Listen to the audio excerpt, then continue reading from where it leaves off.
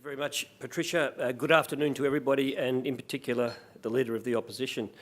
I'm a Melbourneophile. Grew up in Melbourne, studied in London, worked in the United States, back in Melbourne, barracked for the Bombers. Always love talking to Campbell about Footscray and how things work. And I've got a very good news story, in my view, for the next 10 to 15 years in Victoria. We're a national company. We have over 100 staff, and we monitor every capital city and every growth area in Australia. So today what I'm presenting to you is our view and some of the numbers behind Victoria's economic directions. So there's some strategic direction. Let's have a little bit of infrastructure. Let's have a look at some economic restructuring, and let's have a look at some of the changes in governance that are really helping to drive things.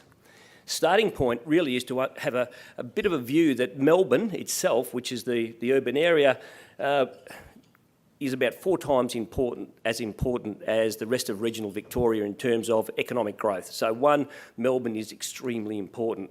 2, Melbourne's part of what we call the Eastern Seaboard megalopolis, and I'll take your eye to the bottom right-hand side, which just shows you that today there's around 12 million people in the 3 capitals, and by 2061 there'll be 22 million people in that same Eastern Seaboard megalopolis. That means airports, that means ports, that means roads, that means rail.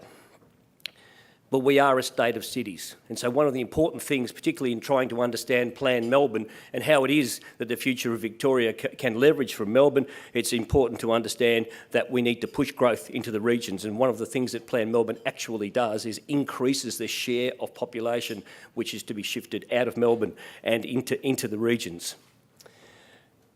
If we looked at Victoria and we looked at Melbourne the way that we do, which is as a global city and competing with places like Singapore, we don't really compete with Sydney, we compete globally.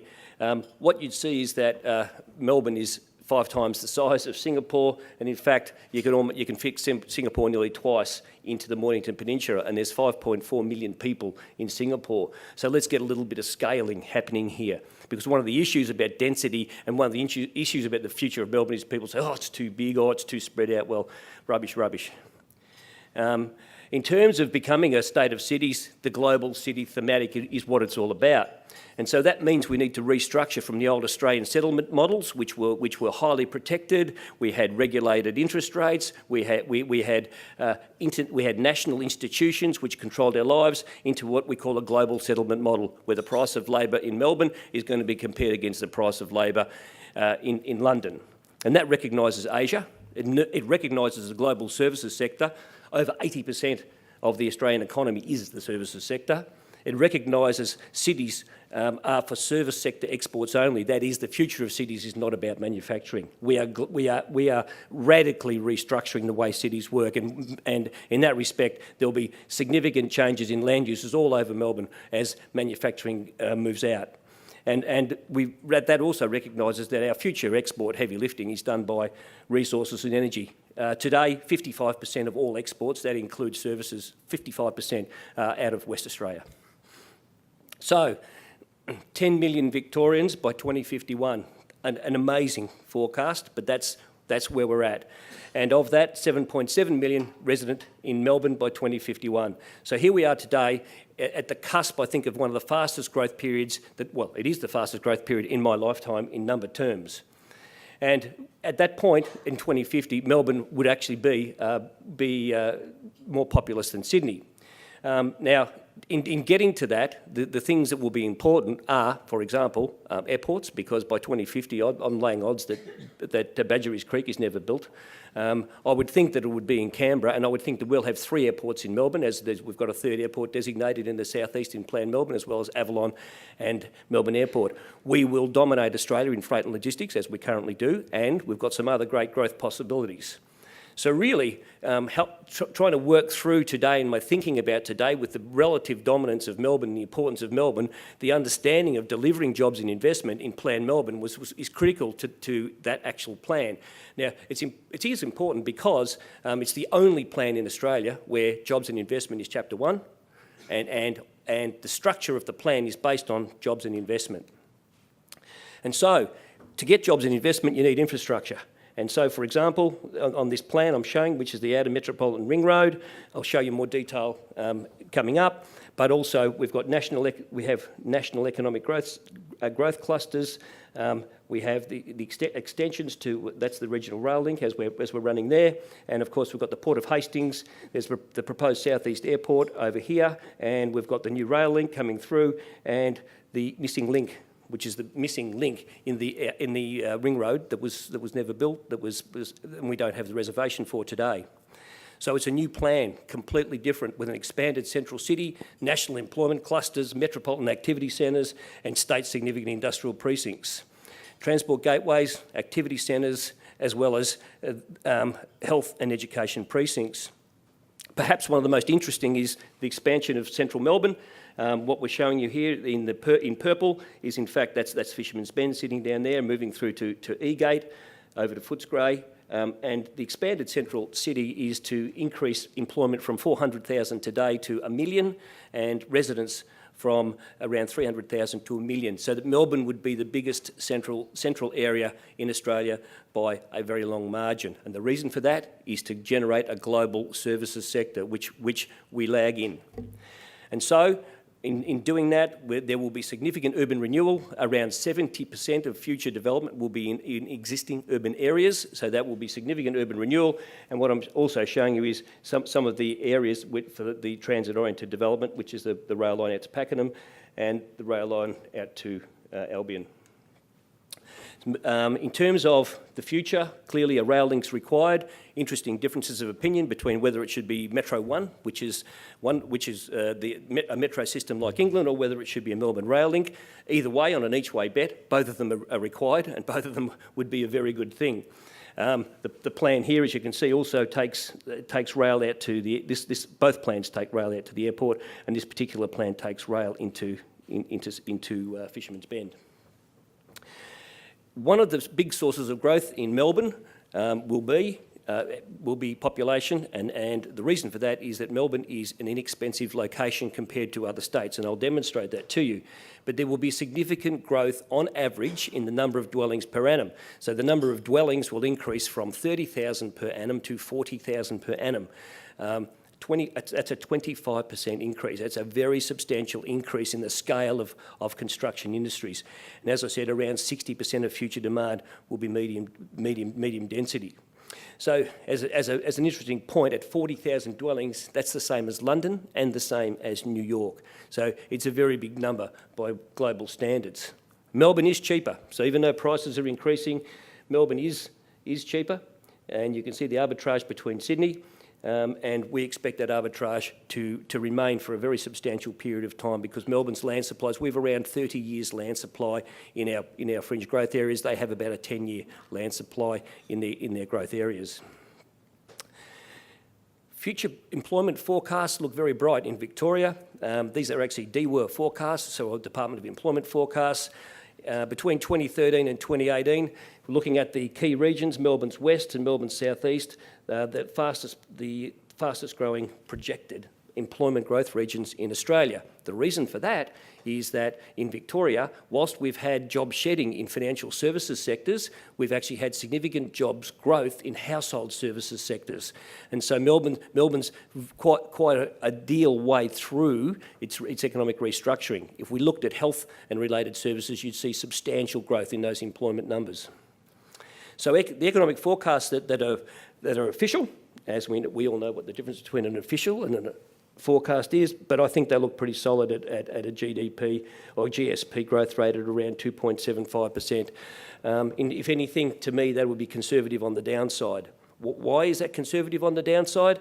Well, if you actually had a look at our most recent population growth, just having a look at Victoria, just the demographics, so Victoria growing at 110,000 people per annum, which is in fact on a number basis the fastest growing state in Australia. And there are some interesting reasons for that, as I'll show you in a second. First one is interstate migration. People are coming to live in Victoria. Some reasons for that, and we've got some really interesting recent data about people from New South Wales or Sydney coming to Melbourne because it's too hard to live, it's too expensive to live, they get paid the same in Victoria, they can get a job in Victoria, and they're having a much better life. And we're beginning to see some interesting moves. And so if you have a look at that 25 to 34, that little green area there, that's those people moving into Victoria. So for the first time, we've got good groups of professionals that actually want to live in Victoria. And that's partly the story of our inner city and inner city growth.